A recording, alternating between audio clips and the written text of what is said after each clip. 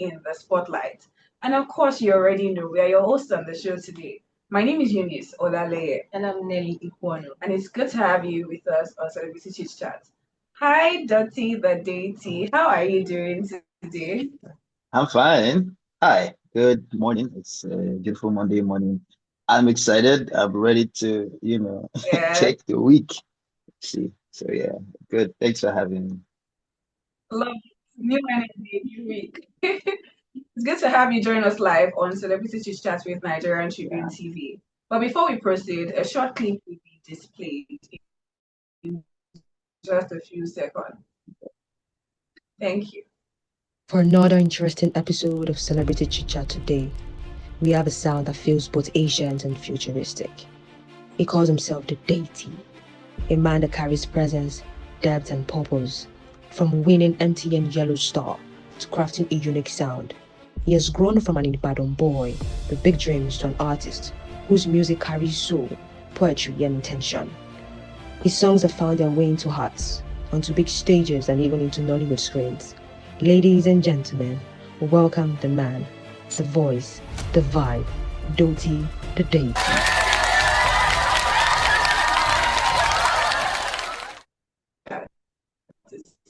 Such a pleasure. Thank you. That intro was really nice. I appreciate it. It's a good way to start your Monday. Thank you. Okay, thank you. Okay, so let's dive into it. Who is Doty the Deity? Or as some people would say, Irumole. I know that there are many things about you beyond the stage name, and we love together. Okay, so DOTTI The Deity is my artist name. Um, I'm a singer, I'm an artist, singer, songwriter, producer, retired though. I allow people to produce my stuff, but I used to produce at some point, and I generally an all-round music merchant. Of course, people call me a Romalet, I'm called blues, because of like my musical influences. And yes, my real names are Okewola Dotun.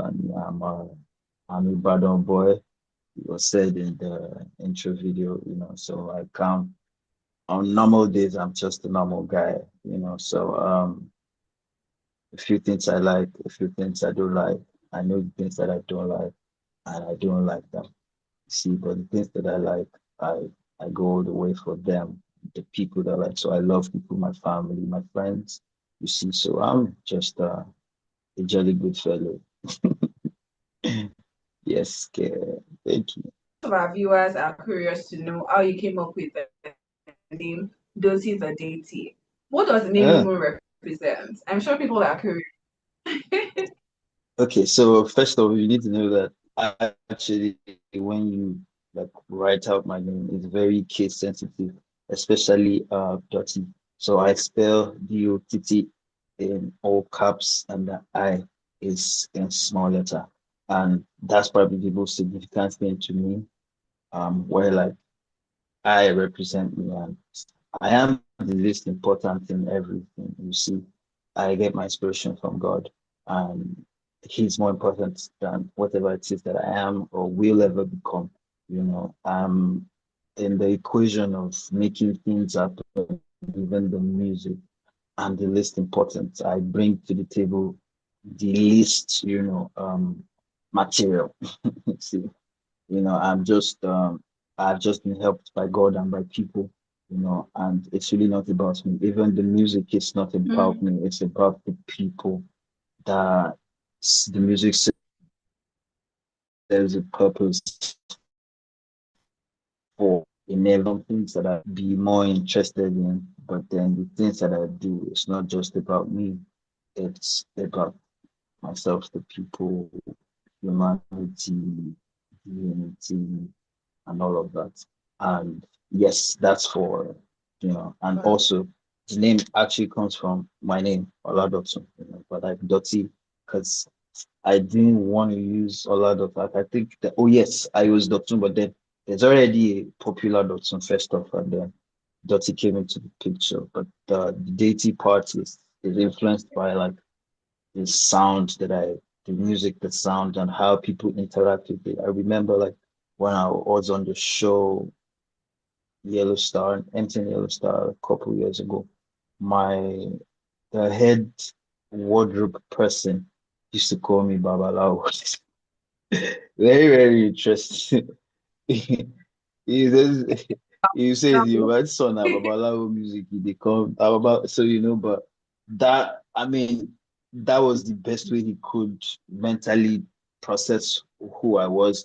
But I was a lot more than that. It was more about my consciousness for my culture and who I am as an my identity as a Nigerian, as a Yoruba person, as somebody that taps into the consciousness of where he's from and who he is and the reality of his people. That's what the date is. So it was actually, people started also calling me Osha. But then I didn't want to, I wanted it to be more,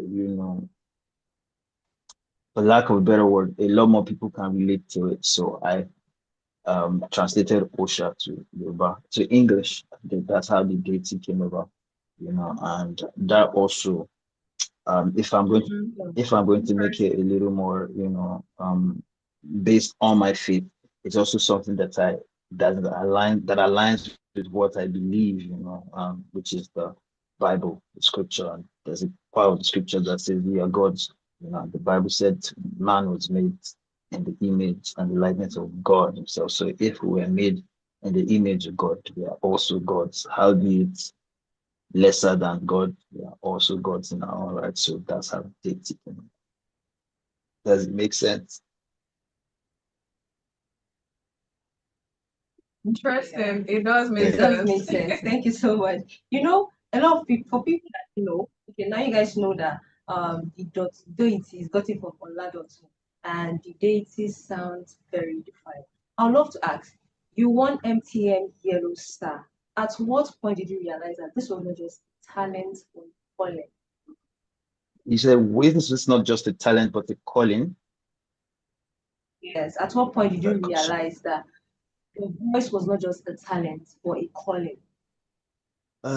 usually, I feel like it's not just with me, especially with people that find themselves in art and are passionate about it.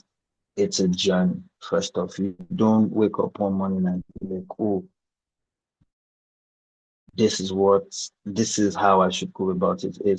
It's how the more time you spend doing it, the more is being revealed to you as to how to go about and what you should be doing, especially in the space, And I don't remember exactly at what point I knew that okay, this was a calling, but I remembered that in my final years in secondary school, I was done. I realized that I didn't want to be a doctor or any of those things. Being a science student would have um, naturally nudged me in the direction those things would have nudged me in. And then I did riot at home. I'm like, yeah, I wanted to do music, and they didn't want me to. They're like, with all this brain that you have, So, but then I read a book. I think in secondary school, yes, it was. I don't remember the title of the book, but it was like 50 pages, some very small book. And the book was talking about that's like the first time I would read something that would explain what I mean, like passion and purpose and stuff like that. And and I read the book, and it said something about the book, something about like what you do with the least amount of effort and stress. You just do it. It comes to you naturally. And for me, I was disturbing the whole class with my vocals every time, free period. I'm disturbing like every week I would write a song, sometimes a parody of a popular song, and that would be the song for the week. And I was doing that already. And yeah, I was actually very brilliant in school, but this was also something that I did that I was passionate about, something that I love to do. I'm like, why don't I just pursue that? So shout out to that book. I don't remember the title, but that was the start of something for me. And then I just knew that, okay, all this physics, chemistry, biology that I'm doing, I can do them, but I don't really care for them. So I think that was the start of it. But as to like understanding it as a calling, I think I was probably too young to understand that this was a calling. But over time, it became clear. So yeah.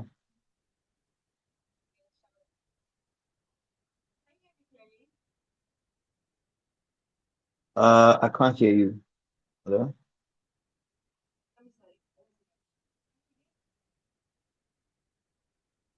Hello, can you hear me?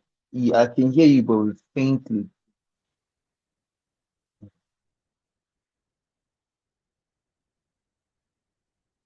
Um,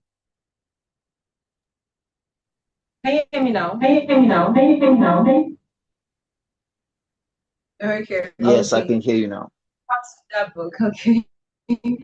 Your song is often described as new age folk. How would you describe that genre of music in your own terms? Okay, I named it New Age folk, and I don't think it's a I don't think I named that thinking of a genre in mind. It was just pretty much something to represent the sound that I make. You know, we'll talk about genre. I think that a lot of artists they and that's why education is important. They just like mix it up, say what genre, and then they're calling one very interesting and feel like they're doing something, you know, out of this world. To be honest, I believe nothing is new. It's everything that's been present. So like I do a lot of fusion, like I fuse like jazz because I have foundation in jazz music, soul music, gospel music. So all of these things are things you would find in my music. But the folk side of things is like the foundation, which is like the Yoruba influenced music, like the everything that I've heard over time from Fuji, from Akbala, from all of the Yoruba sounds of my time of like the times before I was born, like Juju and all of that. You see, so that's what brings to it's the coalition of all of that that, that brings about new age folk, my sound. So that's new age, that's new school. But then this years to come. So yeah, I mean, in spite of all of this, I believe that I am um um usually people will say, oh, the last of a dying breed. I don't think that it's a dying breed. I think that it's a new generation of folk music, people that are interested in culture. So I'll say like I am one of the first earliest of the new generation. So yeah, that's what I'll say. Interesting. Oh my God, can you share? I'm So sure you've so heard this before. so ask the next one. Oh my God, can Ọmọ you Ìbàdàn show? kí ló Have you heard this before? ọmọ Ìbàdàn kí ni so? You don't say show. Ìkesí kí ni so. Ọmọ Ìbàdàn kí ló fi jókòó kú sí sí àná. Oh, Ọmọ Ìbàdàn kí ló oh jẹ my God, lánàá. can you? Era So Sikini. haha. Awesome. uh, Yes.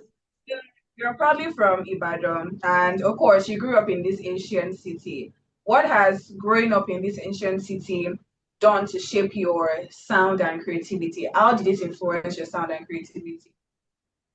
okay, so it's very interesting that I get this question all the time, and I feel like a lot of people don't. Well, maybe it's not really important, but I grew up in Badagry, and to be honest, Badagry at the time I was growing up is not what it is now. Is now very dense, but like when I was growing up, Badagry was very country-like countryside, like where like there's lots of coconut trees and breeze from the bar beach, like just cool breeze, plenty sand, regardless of where you're staying in Badagry, but like anywhere in Badagry, you enjoy cool breeze. And the indigens of like the local people from Badagry, like the Egon, and the Aworis, like very cultural people. And then I would listen to how like the music it's probably one of the it's not probably personally I think they're the most musically rhythmic humans on earth, but how complex the music is, like their local music, how complex it is, and yet very very much enjoyable. there are always a sight to behold, and like those are like some stuff that I'm sorry, I can hear myself.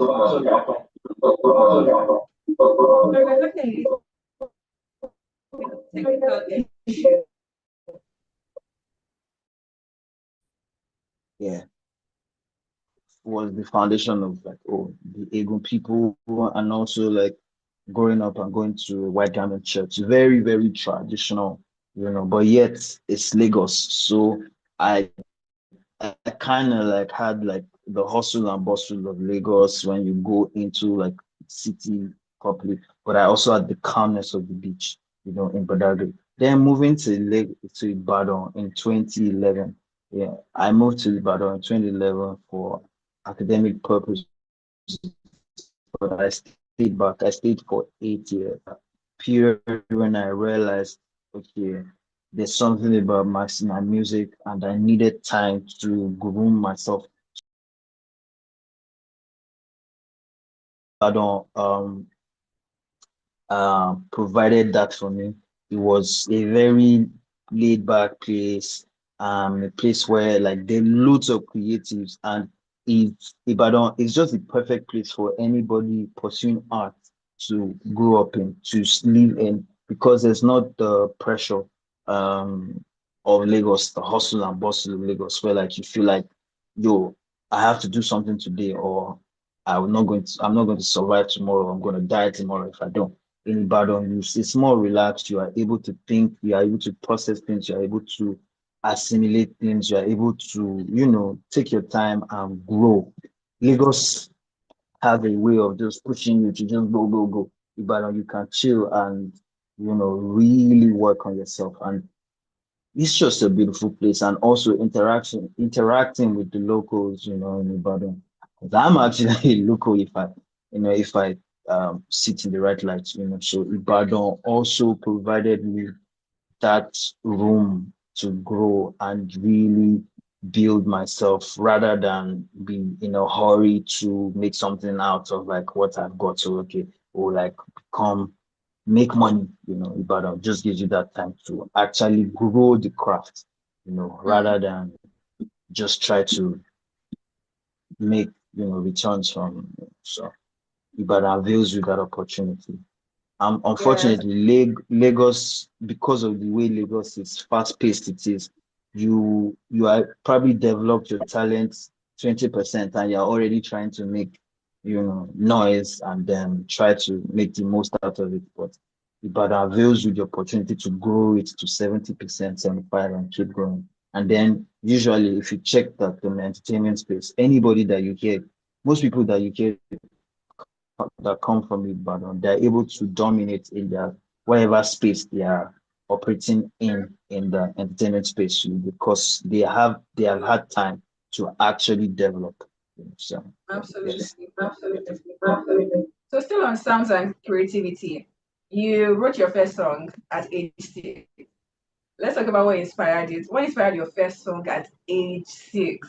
I mean, yeah. So at age 6, I remember exactly where I was and what I was doing. I sat down on the dining table of the house, and our dining table had iron legs. So like it had like a formica on the, I don't know, but it's just very rhythmic when I played, So I was playing the dining table, but also I was missing my parents, because I had moved away from my parents when I was almost 4 years old, and I was living with my grandparents. And on this day, I was missing my dad and my mom, and I think it was a song of prayer. I don't know, for a little child, like myself at the time, I don't know why I felt like I needed to pray for them to, for God to spare their life, and that was what the song was about. It was me praying that God will keep them and not let them die. I don't know, maybe if I had a dream, or I saw a vision or something, but it was just a strong urge I felt in that moment to pray for them. And I wrote a song, and it was a song to God to keep my parents. So it was, so that's what inspired my first song. Interesting. Truly thoughtful. Truly You both thoughtful. mentioned that music was the only thing you inherited from your dad.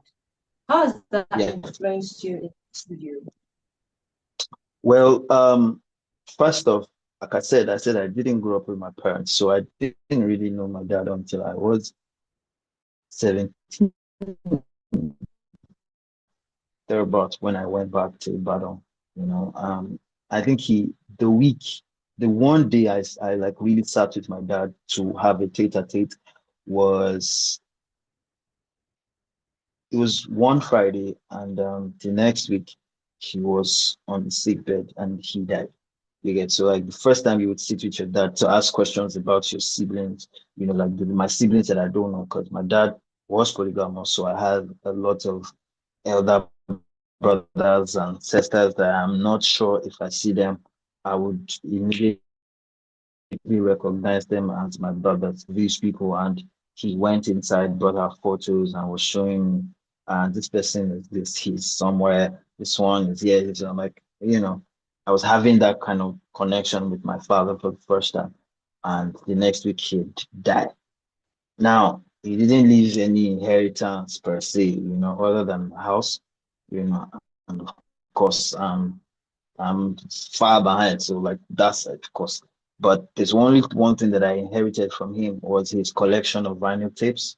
So apparently my dad loved music. He loved Sikiru Barrister. He has like I feel like he has all his tapes on vinyl. You know, all of the great Yoruba musicians of the time, you know, Adeolu, Akinsoya, every tape, you know, of King Sonny Ade, Ebenezer Obey, and all of that. He had them, you know, and I would check the signings on these things. He probably bought some of them in 1977, 1973. You know, of course, I didn't exist in those days, you know, but I have these tapes now. I took all these tapes, and that's the only inheritance I have with my dad. So, of course, music is the only inheritance. So we can say that that was a great inheritance for you because that speed up already. Like look at Yes, you now. I did. I also want to know, Yeah. aside you, is there anyone in your family who is also a minstrel who knows how to sing? Well, yes, I have an uncle. That uncle, yeah, the family I grew up with, they have a son who is my uncle in this instance.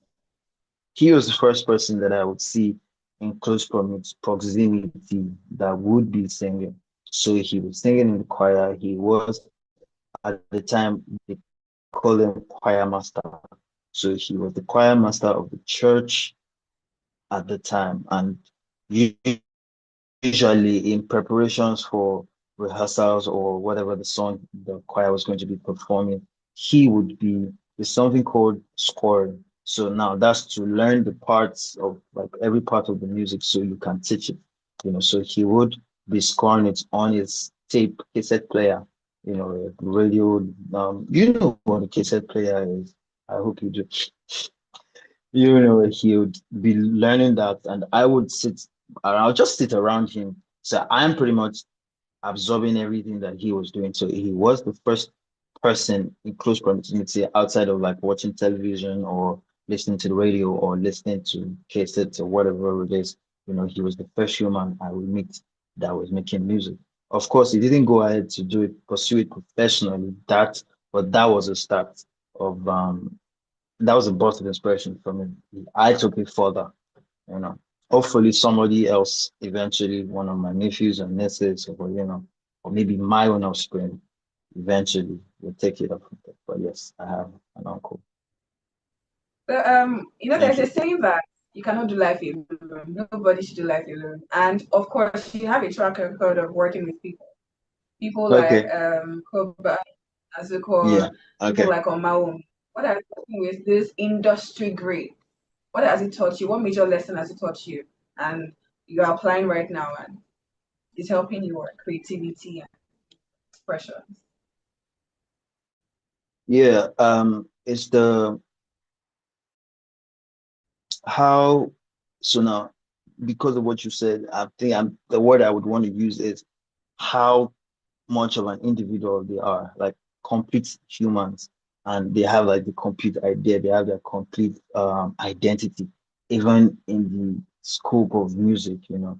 When you're working with Omawumi, you know it's Omawumi with the aura, with like a sound and everything, and how even in all of that individuality, they're able to bring it into a space and find a way to connect with other humans, other creatives like them, you know, especially Cobhams. Cobhams is such a revelation, you know, somebody that I have adored even from a child, you know, from the first day I heard song he sang playing the piano, and then eventually I started finding out that some of the biggest songs that we loved at the time when I was a child, he produced them, you know, to meeting them and working with them and seeing how they would see you as a younger person and yet be able to appreciate what you bring and be able to collaborate with you, you know, it's beautiful. So I have learned that to be confident in myself, respect what I bring, but also respect what another person brings to the table, and be able to collaborate and bring all of those individual energy and vibe and make it into something of a chemical reaction. You know. Still on creativity, Thank you you. work with brands like GT and Ditto for Right. jingles. How has that Mm, part, shaped mm. your music career? Okay, first of all, um, I feel very, very privileged and blessed to have been able to work on some of those brands. I worked on them when people didn't know who it was. It wasn't like I would write. Sometimes I write those jingles and someone else would voice them. But sometimes I would write and also sing songs that I've written, or sometimes someone else writes and I perform it. But this is the point where I give shout out to the people that gave me the opportunity, Cobams, Rotimi Keys, um, Jesus, uh, TY Mix. Apologies, you know, TY Mix. These people are, in the world of advertising, they are some of the most sought after, you know, producers and jingles makers, you know, songs and ads for advertising. They're one of the biggest people in that space.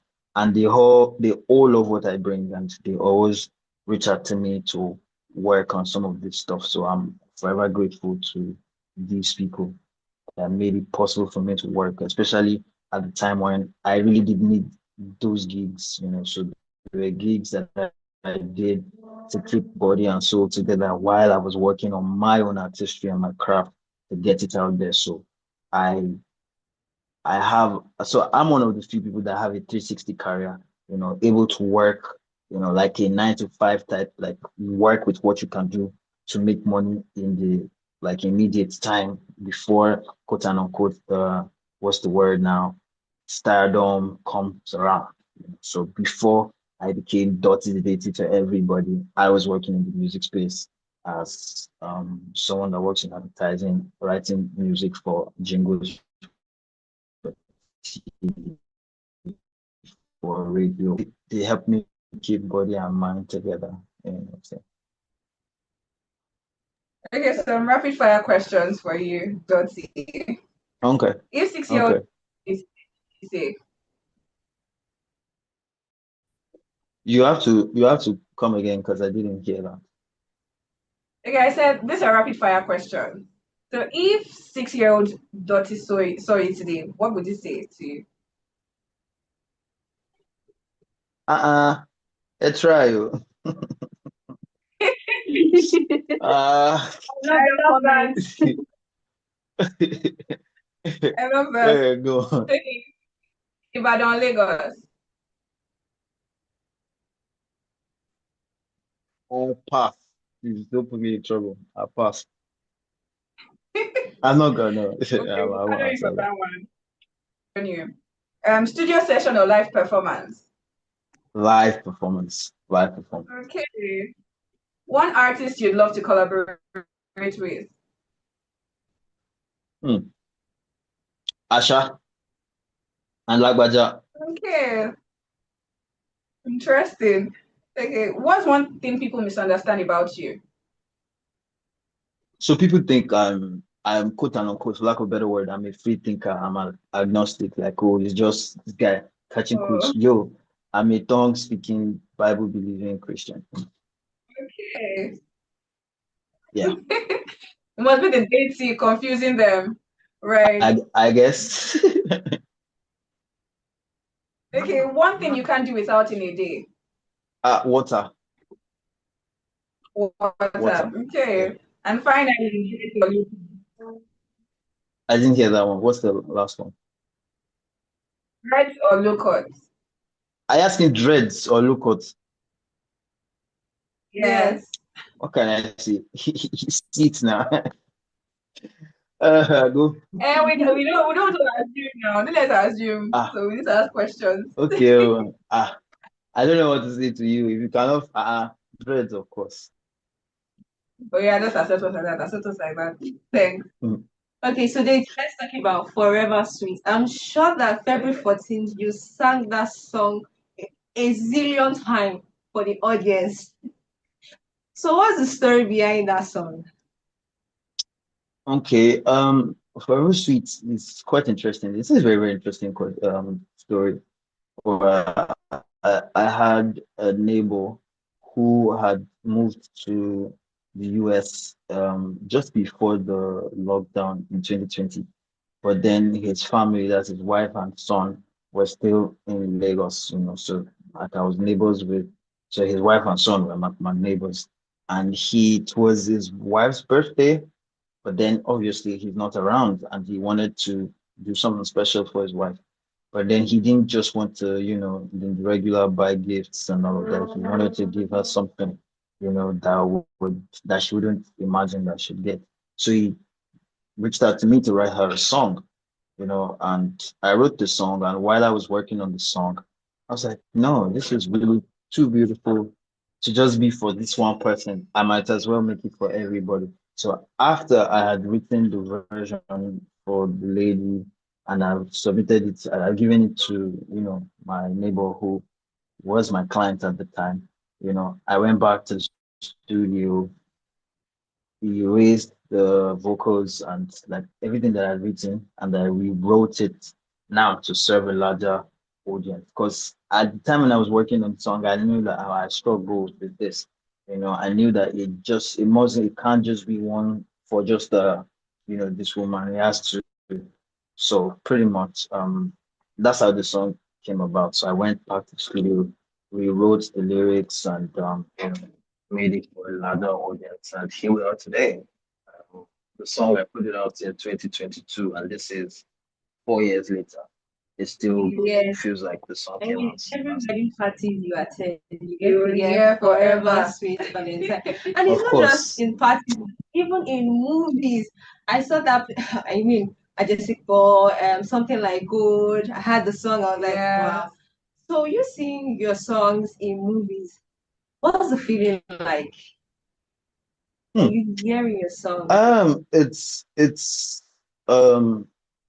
I believe that it's a start of something, not just for me, but for like people that make the type of music that I make, because we are supposed to be, we working hand in hand with Nollywood. Nollywood should, use more our music more. I think that's especially when I make music that is very cinematic in the sense that, oh, you can follow a story, and that is something that I think Nollywood needs to imbibe more. So I feel grateful. I feel humbled and honored to be in a position where like my music is featured in movies a lot. But I also would want it for a lot of you know, alternative, for lack of a better word, musicians that make beautiful songs, that are not quote and unquote for lack of a better word, Afro beats in the sense, and so yeah, that's how I feel about it. That's good. Anyways, when we talk about Nollywood, the entertainment industry in Nigeria, we've seen that we are embracing our culture, not just in movies, but also in our songs. And that's a great way forward for Yeah, yeah, Nollywood and yeah. entertainment space. I agree. I agree with you. As some Absolutely. people would say, you rule it. Yeah, absolutely. I know that there are Absolutely. many And things. once again, you're doing an amazing work. I mean, you have a track record of showing up. It's been so many years of showing up and it's finally paying off. So Yeah. please, Thank you. can you give a pattern message to people out there, creatives especially, who are at the verge of giving up and they think their work is not making rounds or breaking? Hmm. Um, it's I feel like when people ask or tell you to make this statement, sometimes you try to make a brave statement and say, "Oh, keep going." Um, yeah, keep going. But then, I would say this with a knowledge of like how difficult it is to keep going, especially when it feels like you're not breaking any ground, you're not making any progress. But trust me, you are. And in due time, when everything, like everything that you have done will get you to that moment. You wouldn't know in the moment that what this that you have done has actually how far it has brought you until the perfect time. And then you realize you will meet people that would reference what you did a few years back and you'll be like, oh my God, I didn't think it made any impact, but of course it does. So don't stop, keep going, believe in yourself, and every day try to be a better version of who you are today. Thank you.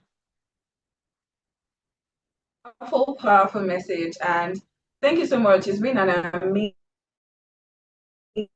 amazing ride with you.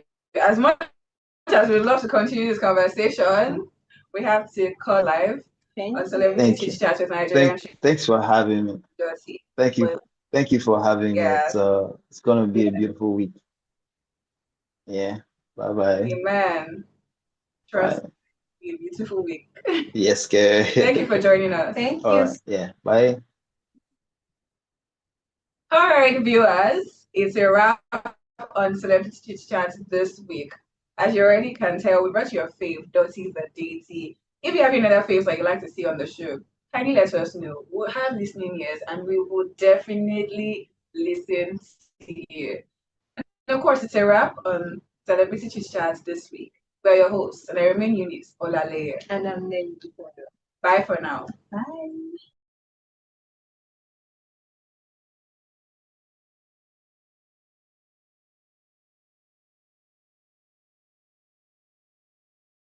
For another interesting episode of Celebrity Chitchat today, we have a sound that feels both ancient and futuristic. He calls himself the Deity, a man that carries presence, depth, and purpose. From winning MTN Yellow Star to crafting a unique sound, he has grown from an Ibadan boy with big dreams to an artist whose music